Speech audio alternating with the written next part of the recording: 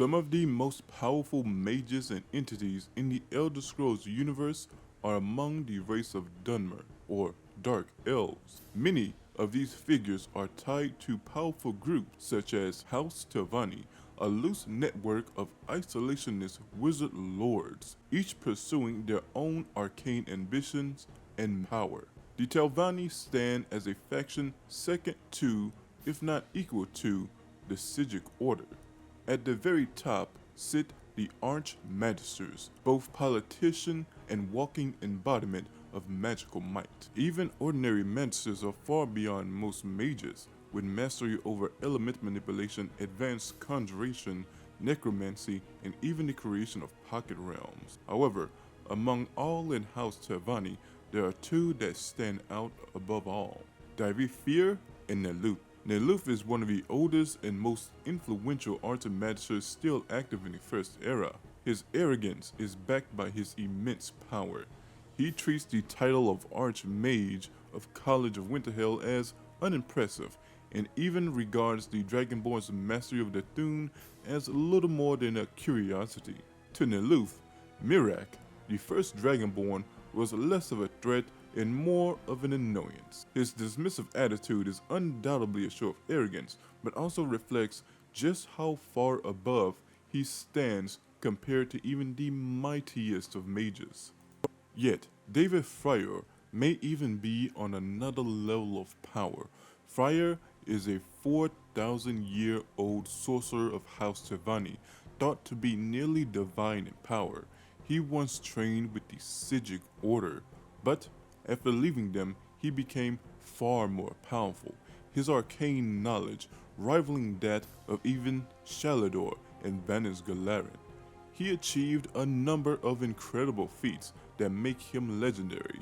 He even once overpowered and vanished an avatar of Sheogorath. He is so powerful that the Daedric princes immediately take notice if he enters their realm, such as when he aided Sotosil. Freyr directly stabilized Sotosil's essence, holding him together against the assault of the Daedric prince Nocturnal. He once boasted that he could defeat a Daedric prince in their own realm, though like Neluth, that's likely ego talking. Still, Freyr represents the pinnacle of what mortals can achieve without crossing into godhood. Speaking of, Dagoth Ur, the head of House Telvanni. Dagoth played a crucial role in the Battle of Red Mountain. A conflict arose between Dagoth Ur and Lord Nevar, the legendary hero of the Dunmer, regarding the tools and the use of the Dark Heart. The battle led to Dagoth Ur being killed, though by then he had already used the tools and gained godlike powers. He later resurrected himself and became increasingly mad and powerful due to his prolonged exposure to the heart of Larkon. Dagoth Ur considered himself betrayed by Nevar and the Tribunal Temple, composed of Elmalexia, Vivek, and Sotosil. By the late Third Era, Dagoth Ur had grown powerful enough to drive the Tribunal from the Red Mountain entirely, denying them their divine source and reducing their power. With his power, he created Blightstorms and an army of ash creatures. His dream of remaking Dunmer in his image almost became a reality. And finally, the Tribunal. The Tribunal, or the Elmsvi, once mortals of Chimer people, Vivek, Elmalexia, and Sotosil, betrayed the will of Nevar and used the heart of Larkon to ascend to godhood. Together, they became the living gods of Morrowind, shaping its religion, politics, and destiny. Each represented a unique aspect of divinity. For their appearance, Elmalexia stayed in her original form as a Chimer. Sotosil followed his people to show his love and kinship.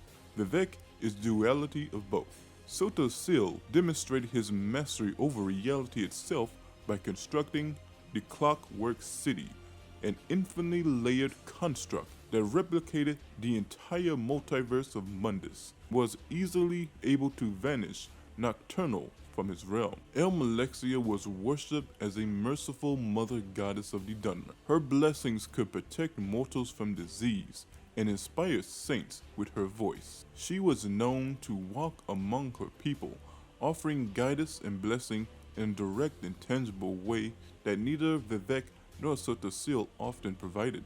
The hands of Elmalexia, her personal guard, were said to be the greatest warriors of Tamriel. At her peak, she fought beside Sotasil, striking the final blow against Merus Dagon during the invasion of Nirn. Vivek, a warrior poet. Vivek wields a legendary spear said to reduce foes to boneless meat. With it, he slew his monstrous children, abominations born from his union with Molech Baal. He reshaped the land itself in these battles, carving out the very foundations of Vivek's city from the corpse of these monster children. Twice Vivek faced the Ruby Man, a god of Molech Baal's people. Their clashes reshaped the landscape of Verdenfell.